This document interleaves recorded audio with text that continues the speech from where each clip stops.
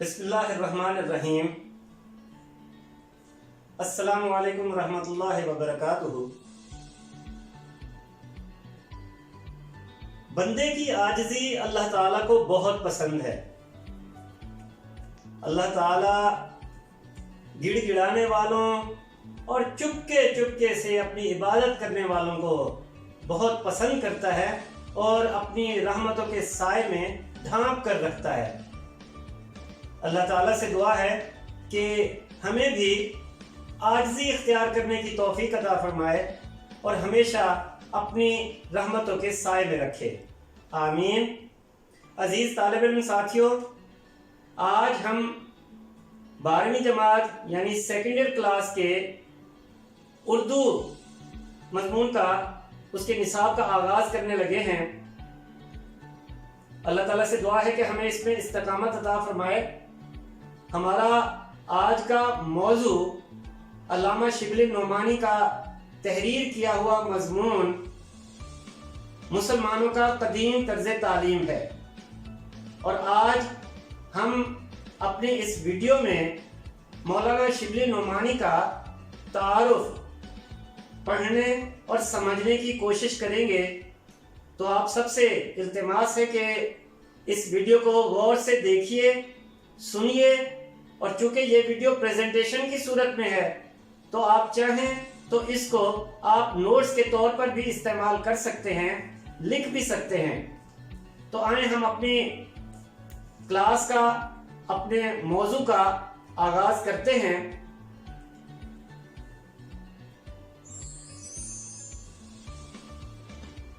مولانا شبلی نعمانی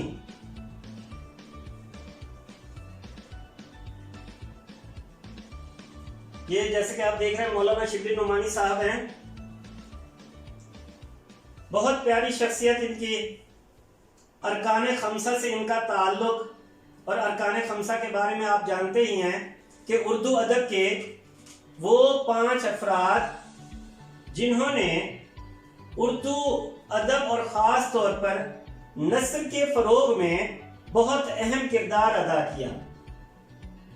اردو نثر کو فروغ دینے میں ان 5 افراد کا مولانا سر سید احمد خان، مولانا شبلی نعمانی، مولانا الطاف حسین حالی، ڈپٹی نذیر احمد اور مولانا محمد حسین آزاد، یہ 5 افراد، ان کا بہت بڑا کردار ہے اردو ادب اور خاص طور پر اردو نثر کے فروغ میں۔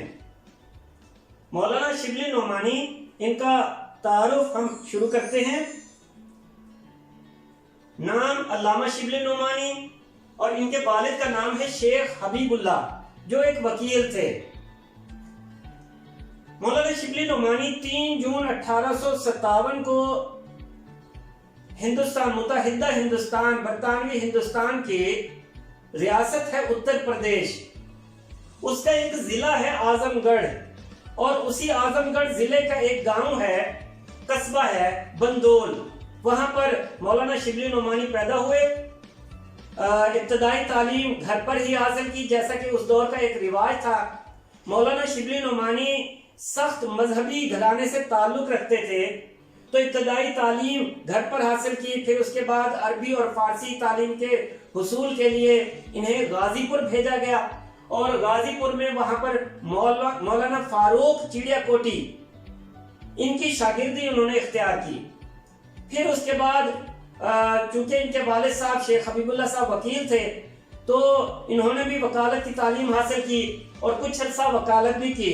امین دیوانی کی حیثیت سے یہ انہوں نے وکالت کی، اور یہ دیوانی مقدمات ہمارے یعنی آج کل کے تناظر میں دیکھا جائے تو یہ جتنے بھی گھریلو معاملات ہوتے ہیں، بینکنگ کوڈ ہے یا اس طرح کی جتنے بھی مقدمات ہیں، یہ دیوانی مقدمات کہلاتے ہیں، گھریلو مسائل۔ تو دیوانی حیثیت سے انہوں نے وکالت بھی کی اور پھر علی گڑھ چلے گئے۔ اچھا، وکالت انہوں نے چھوڑ دی کیونکہ ان کا دل اس میں وکالت کے شعبے میں لگ نہیں رہا تھا، اس لیے انہوں نے وکالت کو خیر بات کہہ دیا، وکالت چھوڑ دی۔ پھر علی گڑھ چلے گئے۔ علی گڑھ میں بہت مشہور ہستیوں سے ان کی ملاقات ہوئی، بڑی بڑی نامور ہستیاں، مثلا سر سید احمد خان، مولانا الطاف حسین حالی، نواب محسن الملک اور پروفیسر آرنلڈ، یہ بڑی عظیم الشان ہستیاں تھیں، ان سے جو ہے نا ان کی ملاقات ہوئی اور ان کی صحبت سے انہیں کافی فائدہ اٹھانے کا موقع ملا، یہاں تک کہ پروفیسر آرنلڈ سے تو انہوں نے فرانسیسی بھی سیکھی، ٹھیک ہے جی۔ تو پھر اس کے بعد وہیں پر سر سید احمد خان سے بھی جب ملاقات ہوئی تو ان سب ہستیوں سے ملاقات ہوئی تو علی گڑھ کالج میں یہ فارسی کے پروفیسر مقرر ہوئے۔ 1898 میں سر سید احمد خان کی جب وفات ہوئی تو علی گڑھ کالج کو انہوں نے خیر بات کہہ دیا، علی گڑھ کالج سے علیحدگی اختیار کی اور ایک عظیم الشان ادارے دارالمصنفین کی بنیاد رکھی۔ دارالمصنفین یہ ایک ایسا ادارہ ہے جو ادب کی خدمات کے ساتھ ساتھ اسلام اور اسلامیات کے حوالے سے بھی بڑا مشہور ہے۔ دارالمصنفین میں یہ ایک ایسا ادارہ ہے جہاں پر دوسری مختلف زبانوں کے کتابوں کے تراجم بھی ہوتے ہیں، تو بہت ممتاز اور منفرد ادارہ دارالمصنفین اس کی بنیاد رکھی اور آج بھی یہ موجود ہے۔ اسی سال یعنی 1898 میں بھوپال کی نواب شاہ جہاں بیگم کے کہنے پر انہوں نے ایک شخصیت مولانا ابراہیم آروی ان کے ساتھ مل کر انہوں نے بھوپال کے مدرسوں کی تنظیم نو کی، نئے سرے سے ان کو منظم کیا، ان اداروں کو، ان مدرسوں کو، اور پھر ان میں جہاں جہاں اصلاح کی ضرورت تھی وہاں پر اصلاح کی۔ تو بڑے اچھے طریقے سے مولانا ابراہیم آروی کے ساتھ مل کر انہوں نے یہ مدرسوں کی اصلاح کا کام کیا۔ مولانا شبلی نعمانی کی حیثیت کا اگر ہم جائزہ لیں تو بہت سی حیثیتیں ہیں، کوئی ایک حیثیت ان کی مطلب ہے کہ اس طرح نہیں ہم بیان کر سکتے، بلکہ بہت سی حیثیتوں کا مجموعہ تھے۔ اردو کے مشہور ادیب بھی تھے، تنقید نگار تھے، شاعر تھے، مورخ تھے، سوانح نگار تھے، سیرت نگار، فارسی کے پروفیسر اور سر سید احمد خان کے علمی رفیق یعنی ساتھی کی حیثیت سے مولانا شبلی نعمانی جانے جاتے ہیں۔ اتنی حیثیتیں ہیں ان کی، ہم الگ الگ کر کے بھی ان تمام حیثیتوں کا جائزہ لیں گے تاکہ مولانا شبلی نعمانی کی شخصیت کھل کر آپ کے سامنے واضح ہو جائے۔ سیرت النبی صلی اللہ علیہ وسلم جو سیرت نگاری کے حوالے سے ان کی ایک حیثیت ہے مولانا شبلی نعمانی کی، تو سیرت النبی صلی اللہ علیہ وسلم جو اردو کی سب سے زیادہ مایہ ناز، بڑی مایہ ناز کتاب سیرت جو علامہ شبلی نعمانی اور مولانا سید سلیمان ندوی رحمۃ اللہ علیہ کی مشترکہ کاوشوں کا نتیجہ ہے۔ یہ 6 ضخیم جلدیں یعنی بڑی بڑی جلدیں 6 ان پر مشتمل ہے یہ کتاب، اور نہ صرف اردو بلکہ دنیا بھر کی مختلف زبانوں میں لکھی جانے والی بہترین سیرت کی کتابوں میں شمار کی جاتی ہے۔ تو اس کتاب کی تالیف یعنی مرتب کیا سب سے پہلے علامہ شبلی نعمانی نے۔ علامہ شبلی نعمانی نے اس کتاب کا تمام مواد اکٹھا کیا اور اکٹھا کرنے میں انہوں نے بڑی تحقیق کی اور پتہ نہیں کہاں کہاں کے انہوں نے دورے کیے، کن کن شہروں کن کن علاقوں میں یہ پہنچے سیرت النبی صلی اللہ علیہ وسلم کے حوالے سے، اور وہاں یعنی بڑی دور دراز کے ملکوں کا انہوں نے سفر بھی کیا اور مواد اکٹھا کیا۔ تو جو کام بھی کیا سیرت النبی صلی اللہ علیہ وسلم کے حوالے سے انہوں نے انتہائی تحقیق کے ساتھ کیا۔ پہلی 2 جلدیں یہ ابھی مکمل ہی کر پائے تھے کہ ان کا وفات کا وقت قریب آ گیا، تو انہوں نے اپنے لائق ترین شاگرد، ہونہار شاگرد سید سلیمان ندوی رحمۃ اللہ علیہ کو بلوا بھیجا، اور جب وہ آئے اور ان کا آخری وقت تھا تو ان کی زبان پر صرف یہی لفظ تھا سیرت۔ 3 مرتبہ انہوں نے یہ لفظ ادا کیا سیرت سیرت سیرت کہ اس کو ضرور مکمل کرنا ہے۔ اور پھر سید سلیمان ندوی رحمۃ اللہ علیہ نے بھی اپنی شاگردی کا ثبوت دیا، اپنے لائق ترین شاگرد ہونے کا ثبوت دیا کہ انہوں نے سیرت النبی صلی اللہ علیہ وسلم کی بقیہ 4 جلدیں اس طریقے سے مکمل کیے کہ ان دونوں کی تحریروں میں ہمیں کوئی فرق نظر نہیں آتا، کوئی محسوس ہی نہیں کر سکتا کہ یہ تحریر علامہ شبلی نعمانی کی ہے اور یہ تحریر سید سلیمان ندوی کی ہے۔ تو باقی 4 جلدوں کو سید سلیمان ندوی رحمۃ اللہ علیہ نے مکمل کیا۔ پہلی جلد کا پہلا ایڈیشن 1917 میں شائع ہوا اور پھر آخری 6ٹھی جلد جو ہے 1938 میں جا کر مکمل ہوئی۔ تو سیرت نگاری کی صفت کا اندازہ ہمیں اس کتاب عظیم الشان کتاب سے بخوبی ہو سکتا ہے۔ مولانا شبلی نعمانی کی ایک اور خصوصیت تنقید نگاری، ان سے بڑی خاص نسبت تھی مولانا شبلی نعمانی کو شاعری اور شاعری کی تنقید سے، شاعری پر تنقید سے، اور اس حوالے سے انہوں نے بہت اچھا لکھا۔ ان کی تصانیف شعر العجم اور موازن انیس و دبیر، یہ دو کتابیں ہیں، شعر العجم اور موازن انیس و دبیر، یہ ان کی عملی تنقید کے نمونے ہیں جن سے ان کے تنقیدی شعور کا اندازہ ہوتا ہے۔ اس پر بھی ہم بات کرتے ہیں۔ مثلا شاعری کو دیکھیے کہ ان کے نزدیک شاعری ہے کیا چیز۔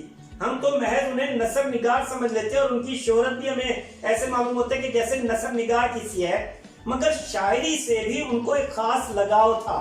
ان کے نزدیک شاعری ذوقی اور وجدانی شے ہے، وجدان، الہام، وجدان ہونا، تو اس لیے اس کی جامع تعریف چند الفاظ میں کرنا ممکن نہیں۔ یہ ان کے بقول یہ خیال ہے ان کا کہ شاعری کی تعریف چند الفاظ میں نہیں ہو سکتی۔ ان کے نزدیک شاعری کا منبع یعنی اوریجن، ماخذ، شاعری کا ماخذ جو ہے وہ ادراک نہیں بلکہ احساس ہے، فیلنگز ہیں، انفعال جسے کہتے ہیں، الف نون فے عین الف لام، انفعال یعنی غم کی حالت میں صدمہ ہونا، خوشی میں سرور ہونا، مسرت کسی کیفیت اور حیرت انگیز بات پر تعجب ہونا، یہ وہ قوت ہے جس کو انفعال یا فیلنگ سے تعبیر کر سکتے ہیں، اور یہی شاعری کا دوسرا نام ہے۔ یعنی یہ احساس جب الفاظ کا جامع پہن لیتا ہے تو شعر بن جاتا ہے۔ یہ کتنے خوبصورت انداز میں مولانا شبلی نعمانی نے اس کو واضح کیا۔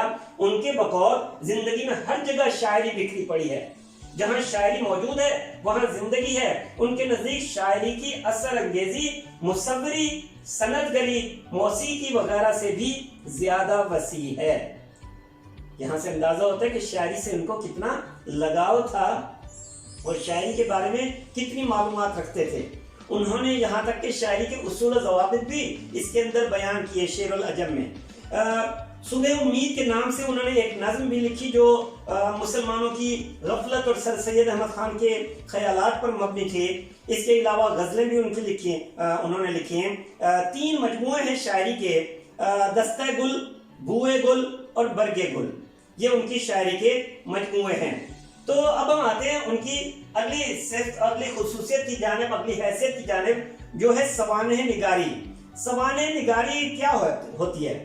یعنی کسی شخصیت کے پیدائش سے لے کر وفات تک کے تمام حالات و واقعات کا جائزہ لینا، ان کو تحریر کرنا، ان کی ایک ایک چیز کو، ان کی ایک ایک یعنی واقعے کو پیش کر دینا سوانح کہلاتا ہے۔ پیدائش سے لے کر موت تک کے تمام حالات و واقعات، اس حوالے سے ان کی درج ذیل کتابیں اس صفت اور حیثیت کو بخوبی واضح کرتی دکھائی دیتی ہیں۔ مثلا الفاروق حضرت عمر فاروق رضی اللہ تعالیٰ عنہ کی شخصیت پر لکھی جانے والی کتاب ہے، اور ان کی آپ رضی اللہ تعالیٰ عنہ کی سوانح حیات ہے۔ اب تک حضرت عمر رضی اللہ تعالیٰ عنہ کے بارے میں شائع ہونے والی کتابوں میں سب سے بہترین کتاب سمجھی جاتی ہے الفاروق، مولانا شبلی نعمانی کی یہ تحریر، یہ کتاب جو 2 حصوں پر مشتمل ہے۔ پہلا حصہ حضرت عمر فاروق رضی اللہ تعالیٰ عنہ کی سوانح حیات پر مشتمل ہے، زندگی بھر کے تمام واقعات، اور دوسرا حصہ حضرت عمر فاروق رضی اللہ تعالیٰ عنہ کے کارناموں اور فتوحات پر مشتمل ہے۔ المامون ایک اور کتاب سوانح نگاری کے حوالے سے عباسی خلیفہ مامون الرشید کی سوانح عمری ہے، جو 1889 میں علی گڑھ قیام کے دوران انہوں نے ترتیب دی، مرتب کی، لکھی۔ اس کتاب کا دیباچہ سر سید احمد خان کا لکھا ہوا ہے۔ دیباچہ یعنی ابتدائیہ، جس میں کتاب کا مکمل تعارف پیش کیا جاتا ہے، دیباچہ کہلاتا ہے۔ تو اس میں انہوں نے اچھی تاریخ اور اچھی سوانح عمری کے اوصاف بیان کیے ہیں سر سید احمد خان نے۔ تو یہ وہ کتاب ہے جس میں سوانح نگاری کے ساتھ ساتھ اس کتاب المامون ہے۔ مولانا شبلی نعمانی نے سوانح نگاری کے ساتھ ساتھ مصنف کی تاریخ پر بھی نظر ڈالی ہے، اور ان کی مکمل گرفت تاریخ پر نظر آتی ہے۔ شبلی ایک تجربہ کار مورخ کی طرح مامون الرشید کے ماحول کا بہت اچھا مرکب پیش کرتے ہیں، تصویر پیش کرتے ہیں. ان کا جو ماحول تھا مامون الرشید کے عہد کا جو دور تھا اس کی پوری تصویر پیش کرتے ہیں، جس میں مامون کے سوانحی حالات بھی کھل کر سامنے آتے ہیں مرکزی حیثیت سے. تو یہ کتاب المامون جو مامون الرشید کی شخصیت پر لکھی گئی ہے. سوانح مولانا روم، مولانا جلال الدین رومی کی سوانح عمری جو 1904 میں لکھی گئی اور 1906 میں یہ منظر عام پر آئی، سامنے آئی، پبلش ہو کر عوام کے سامنے. اب ہم ذرا دوسری تصانیف بھی دیکھ لیتے ہیں کہ مولانا شبلی نعمانی کا کام کتنا وسیع ہے. کہ سوانح مولانا روم، شیر العجم، سفر نامہ روم و مصر و شام، علم الکلام، مقالات شبلی، سیرت النعمان اور الغزالی وغیرہ وغیرہ، یہ ساری کتابیں مولانا شبلی نعمانی کی ہیں. ہمیں یوں محسوس ہوتا ہے کہ انہوں نے اتنا زیادہ کام کیا، تحریری کام، تصنیفی کام اتنا زیادہ کہ جو کام ایک پورے ادارے کے کرنے کے تھے وہ مولانا شبلی نعمانی نے اکیلے سر انجام دیے. شبلی نعمانی کی اب ذرا ادبی خصوصیات کا جائزہ لے لیا جائے کہ انہوں نے جو کچھ بھی لکھا ہے اس میں ہمیں ادبیت کی شان بھی دکھائی دیتی ہے. یہ نہیں کہ انہوں نے صرف مقصدیت پر غور کیا، توجہ دی ہو، مقصدیت کو فوکس کیا ہو، ایسا نہیں، بلکہ ان میں ہمیں ادبی خصوصیات بھی دکھائی دیتی ہے، ادبی شان بھی موجود ہے. شبلی کا اسلوب جو لکھنے کا سٹائل ہے، انداز ہے، یعنی انداز تحریر اور طرز بیان انتہائی یونیک ہے، منفرد ہے. وہ اپنی تحریروں میں تشبیہات اور استعارات کا بخوبی استعمال کرتے ہیں. انہوں نے اگرچہ متنوع یعنی مختلف موضوعات پر، جن میں تاریخ بھی آ جاتی ہے، سیرت بھی، تذکرہ بھی، ادب بھی، معاشرت بھی، عقائد اور نظریات بھی، سیاست بھی، سب پر بہت اچھا لکھا، مگر ان کے طرز اظہار میں ادبیت کی شان موجود ہے. کہیں پر انہوں نے ادبی شان کو نظر انداز نہیں کیا. ان کی عبارت مختصر ہوتی ہے، پڑھنے کے قابل ہوتی ہے، رواں ہے، روانی پائی جاتی ہے، برجستہ ہے یعنی فی البدی بات کی جاتی ہے اور اچھی بات کی جاتی ہے. غنائیت ہے یعنی ہمیں اس میں ایک ترنم کسی کیفیت بھی نظر آتی ہے، موسیقیت جسے کہتے ہیں غنائیت، اور شعریت سے بھرپور ہوتی ہے جس میں تحقیق کا زبردست عنصر شامل ہوتا ہے. یعنی جو بھی بات کرتے ہیں وہ تحقیق کے ساتھ کرتے ہیں، منطقی دلائل کے ساتھ اپنی بات کو ثابت کرتے ہیں. ٹھیک ہے نا، پرجوش ہوتی ہے تحریر، وہ اپنی بات کو منطقی اور عقلی دلائل سے ثابت بھی کرتے ہیں. اعزازات جو ان کو دیے گئے، 1892 میں انہوں نے روم، شام اور ترکی کا سفر اختیار کیا پروفیسر آرنر کے ساتھ. ترکی کے سفر کے دوران ترکی کے سلطان نے انہیں تمغہ مجیدی اور سند عطا کی، اعزازی طور پر اعزاز تھا ان کے لیے. مگر جب وہ ہندوستان لوٹے تو انگریز حکومت نے انہیں اس اعزاز کے استعمال کی اجازت ہی نہیں دی.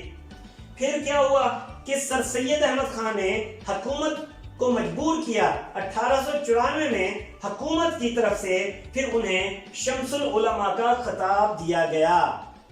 سر سید احمد خان کے کہنے پر مولانا شبلی نعمانی کو کہ جب آپ سلطان ترکی کی طرف سے ملنے والے اعزازات آپ قبول نہیں کر رہے، انہیں استعمال کی اجازت نہیں دے رہے، تو پھر آپ کو چاہیے کہ آپ اپنی طرف سے مولانا شبلی نعمانی کو اپنی اعزاز ضرور دیں. اور پھر انہیں شمس العلماء کا خطاب دیا گیا.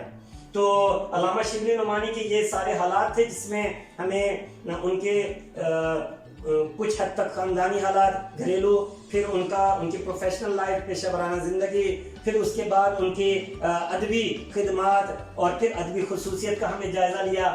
اور ان کی وفات ہوئی 18 نومبر 1914 کو 57 سال کی عمر میں اعظم گڑھ میں وفات پائی اور شبلی منزل میں یہ دفن ہوئے. مولانا شبلی نعمانی کا یہ ہم نے جائزہ پیش کیا، تعارف پیش کیا. عزیز طالب علم ساتھیوں، اس کو ضرور سمجھنے کی کوشش کیجئے. جہاں جہاں ضرورت پڑے اس کو روک کر جو ہے آپ نوٹس بھی بنا سکتے ہیں، لکھ بھی سکتے ہیں اور بار بار سن کر اس کو یاد بھی کر سکتے ہیں. اللہ تعالیٰ آپ کا حامی و ناصر ہو. انشاءاللہ ہم اپنی اگلی ویڈیو میں جو مضمون ہے مسلمانوں کا قدیم طرز تعلیم، اس پر ہم بحث بھی کریں گے، اس کو سمجھنے کی کوشش کریں گے. اللہ حافظ.